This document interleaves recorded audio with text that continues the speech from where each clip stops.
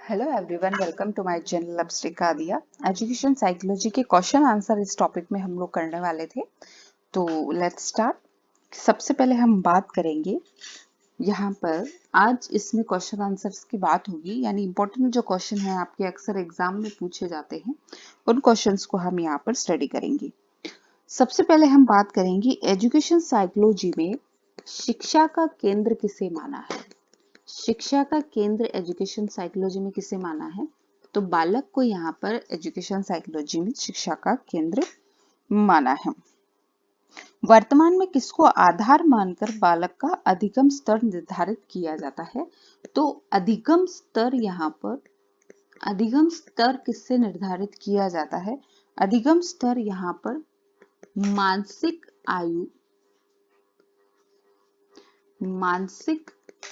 आयु के आधार पर अधिगम स्तर को निर्धारित किया जाता है।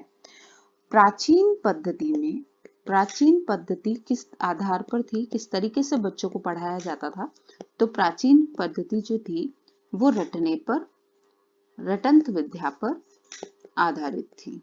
क्लियर। नेक्स्ट आपका क्वेश्चन है कि समय सारणी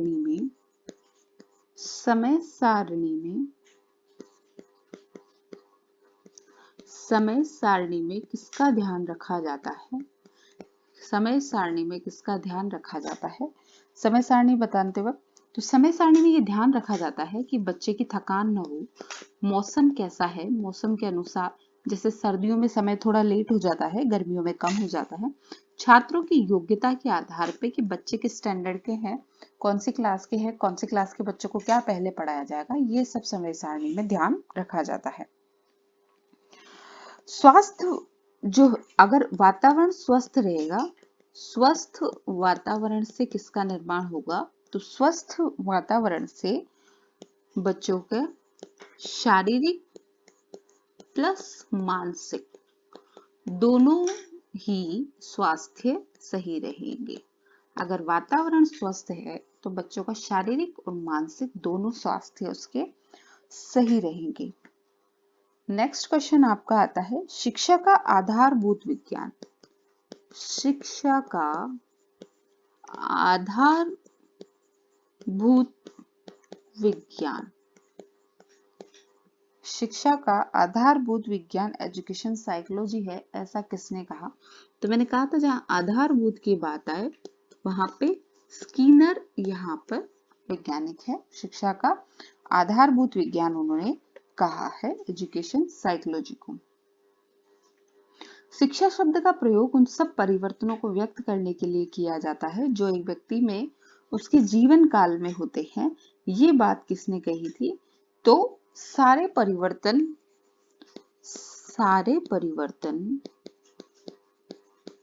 एजुकेशन साइकोलॉजी है, शिक्षा मनोविज्ञान है, ऐसा किसने कहा, तो ये बात कही है डगलस एंड हॉलैंड ने।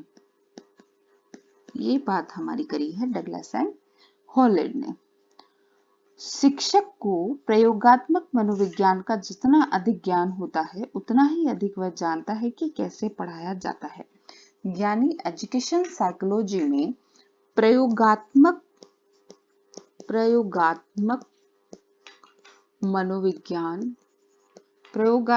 मनोविज्ञान की बात इंपॉर्टेंट किसने की है, तो मोरिया मॉन्टेसरी ने यहाँ पर की है। ठीक है, प्रयोगात्मक मनोविज्ञान की बात की है। अरस्तु के अनुसार शिक्षा मनोविज्ञान क्या था, तो अरस्तु के अनुसार शिक्षा मनोविज्ञान आत्मा का विज्ञान था। अरस्तु और डेकार्ते जो थे उनके अनुसार शिक्षा मनोविज्ञान आत्मा का विज्ञान था। शिक्षा मनोविज्ञान को मानव प्रकृति का अध्ययन किसने कहा है। शिक्षा मनोविज्ञान को मानव प्रकृति का अध्ययन किसने कहा है, तो एडविन जी बोरिंग ने मनोविज्ञान को मानव प्रकृति का अध्ययन कहा है। चेतना का विज्ञान, मनोविज्ञान क्या है, चेतना का विज्ञान है। चेतना का विज्ञान है। ये बात किसने करी है?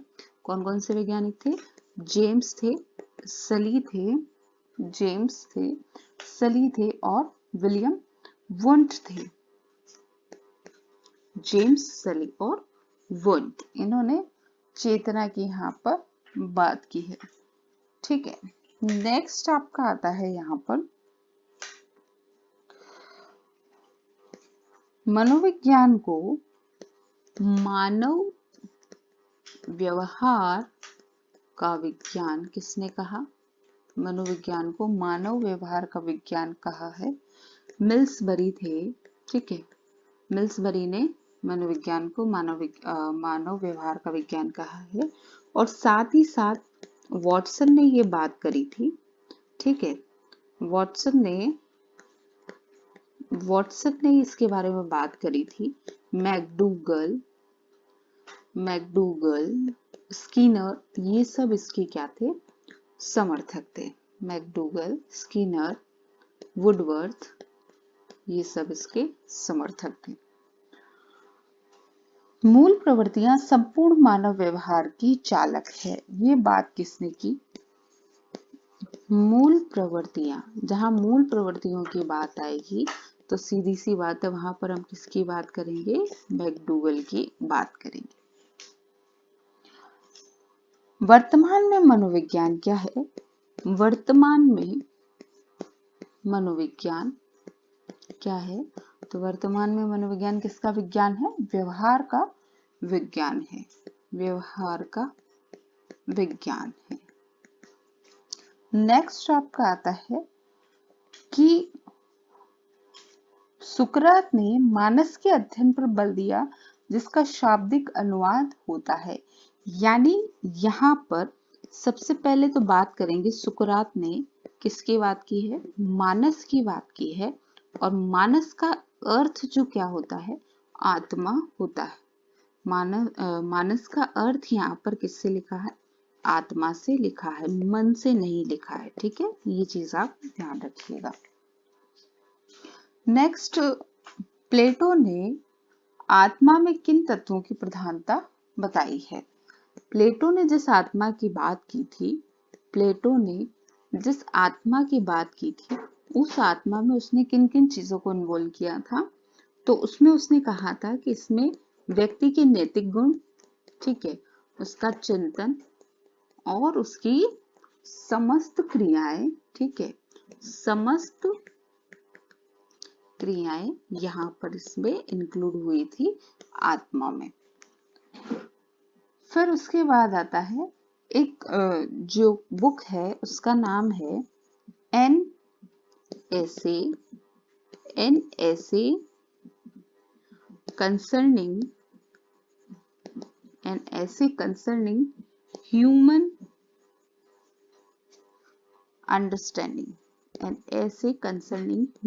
अंडरस्टैंडिंग, ये बुक किसकी है? तो ये बुक है आपकी जॉन लॉक की।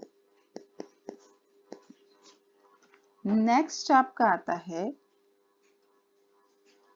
कि विकासवादी सिद्धांत किसने दिया?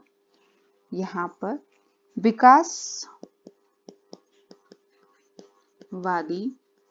विकासवादी सिद्धांत किसका है? तो वैसे विकास और वैसे वुंट, ये सिद्धांत किसका है? वुंट का ये सिद्धांत है। फिर इसके बाद है शिक्षा मनोविज्ञान किस पर आधारित है? तो शिक्षा मनोविज्ञान जो है वो विभिन्न शिक्षण विधियों पर आधारित है। ठीक है, विभिन्न शिक्षण विधियों पर ये आधारित है। शिक्षा मनोविज्ञान किसकी शाखा है? तो शिक्षा मनोविज्ञान जो है वो मनोविज्ञान की शाखा है। किसकी शाखा है? मनोविज्ञान की शाखा है। शिक्षा मनोविज्ञान में वर्तमान में शिक्षा कौन सी केंद्रित हो गई है? शिक्षा जो है वो बाल केंद्रित यहाँ पर हो गई है।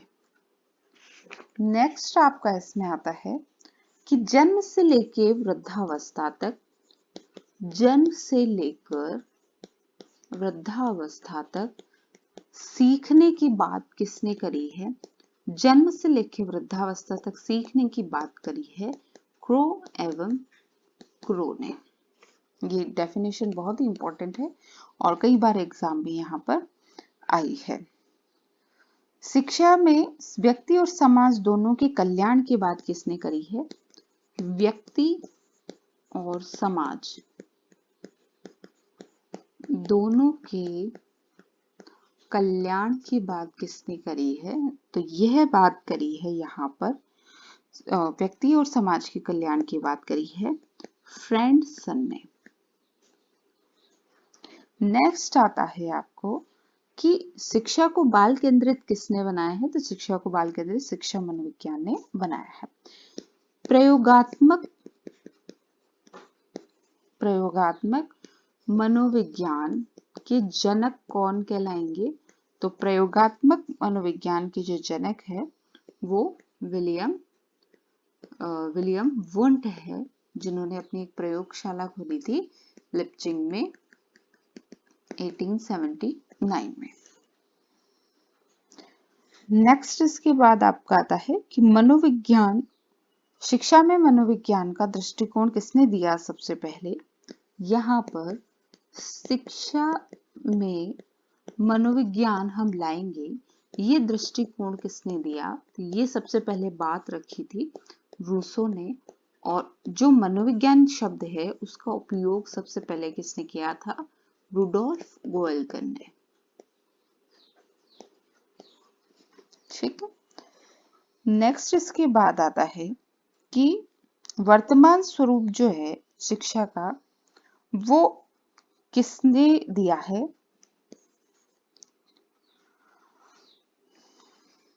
तो शिक्षा में ये जो मनोविज्ञान अपन ने उपयोग किया है, यह वर्तमान जो स्वरूप चल रहा है अभी, ये किसने दिया है? तो ये वर्तमान स्वरूप हमें दिया है यहाँ पर पेस्टोलॉजी ने। पेस्टोलॉजी ने ये वर्तमान स्वरूप यहाँ पर दिया है। शिक्षा मनोविज्ञान शैक्षणिक विकास का क्रमिक अध्ययन है, यह बात किसने की है? शैक्षणिक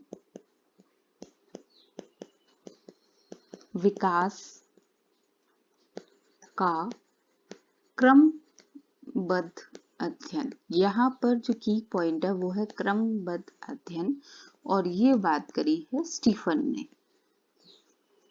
ठीक है, ये डेफिनेशन भी कई बार आई हुई है।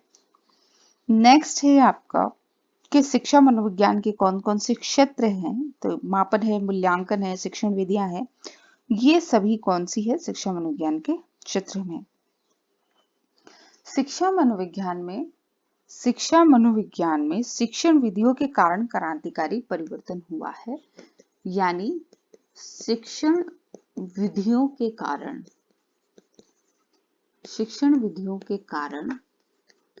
क्रांतिकारी परिवर्तन हुआ है। ये बात यहाँ पर किस मनोवैज्ञानिक ने की है? तो ये बात यहाँ पर करी है रे बर्न ने। ठीक है, क्रांतिकारी परिवर्तन के बाद शिक्षण विधियों के द्वारा ये बात किसने की है? रे बर्न ने। शुद्ध विज्ञान, शिक्षा मनोविज्ञान को शुद्ध विज्ञान या शुद्ध व्यवहारिक विज्ञान किसने बताया है? तो ये भी बहुत फेमस क्वेश्चन है आपका, और ये जो है मनोविज्ञान को शुद्ध व्यवहारिक विज्ञान जो बताया है वो बताया है आपका जेम्स ड्रेवर ने। जेम्स ड्रेवर ने यहाँ पर ये बात की है। इसके बाद में है, अगर कोई बच्चा आपकी क्लास में बहुत लेट आता है तो आप क्या करेंगे? आप उससे बात करेंगे, उससे डील करेंगे, समझने की कोशिश करेंगे कि वो बच्चा लेट क्यों आता है और उस समस्या का समाधान करने की कोशिश करेंगे।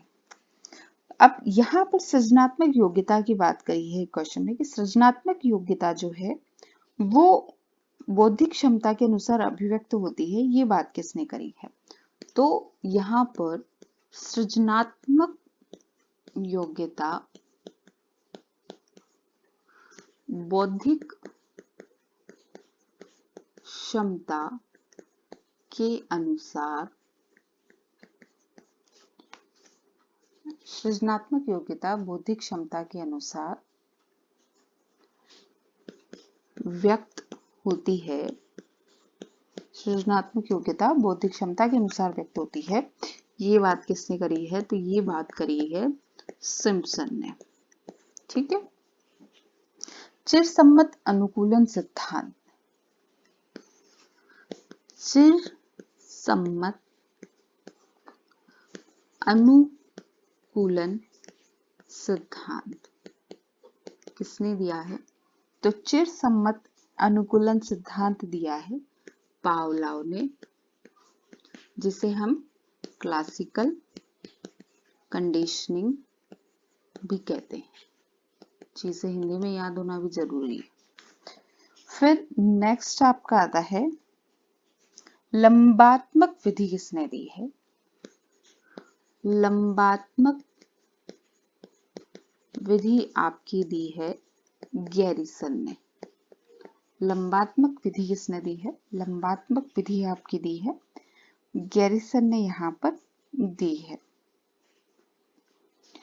नेक्स्ट आपका आता है इसमें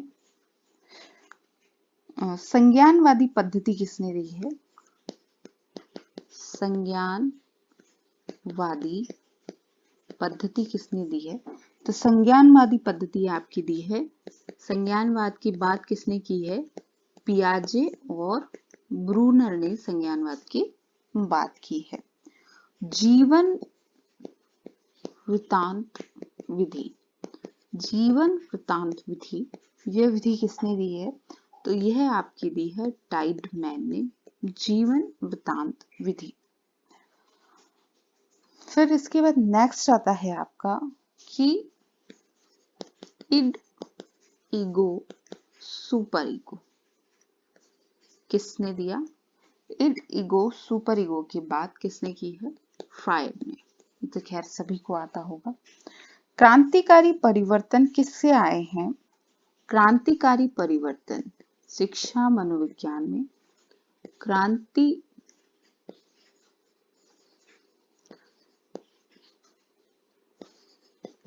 क्रांतिकारी परिवर्तन किससे आए हैं? शिक्षण विधियों की वजह से आए हैं, जिसे हम एजुकेशन पैडागोजी में पढ़ते हैं।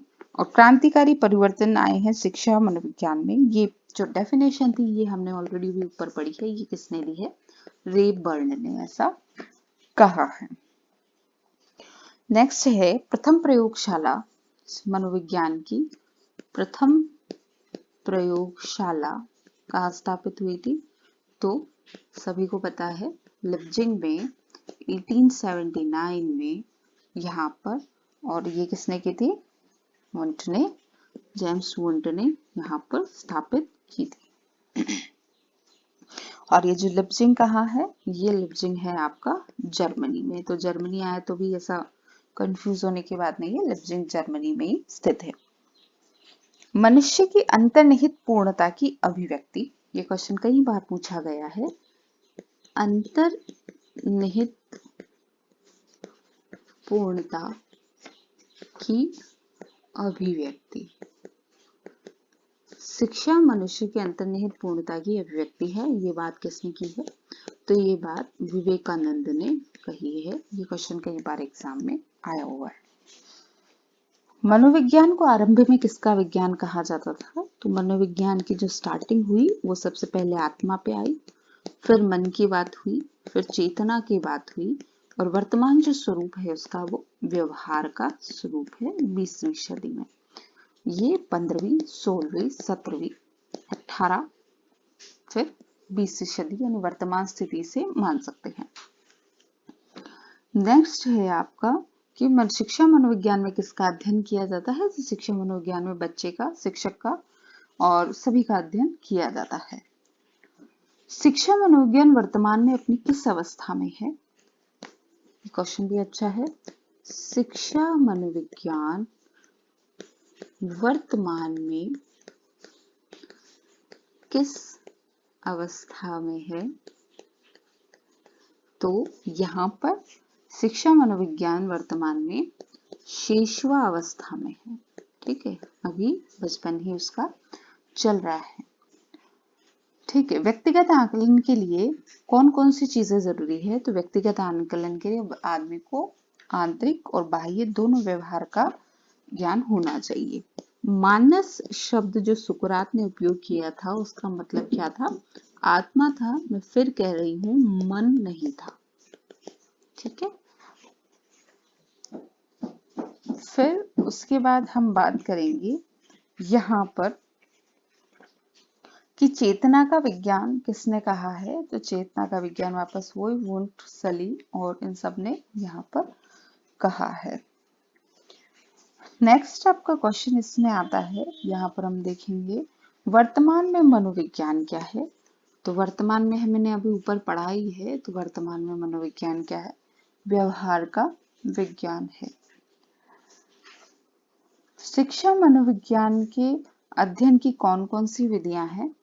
तो शिक्षा मनोविज्ञान के अध्ययन की कौन कौन सी विधियां आती है? शिक्षा मनोविज्ञान के अध्ययन की बहुत सी विधियां हैं, जिसमें कुछ है जैसे बहिः दर्शन है, अंतः दर्शन है।